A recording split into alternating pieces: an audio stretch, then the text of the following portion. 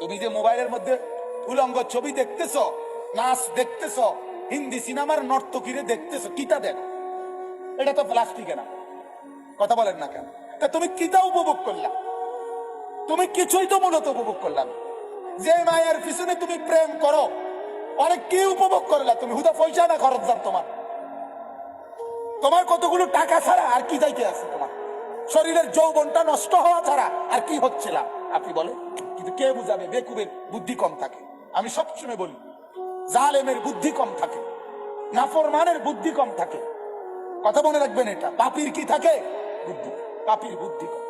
আপনি যদি বলেন কই কাফের বেঈমানরা কত যন্ত্রপাতি বানাচ্ছে, হ্যাঁ, তাদের বুদ্ধি কম না? এগুলো কোনো বুদ্ধির কিছু না।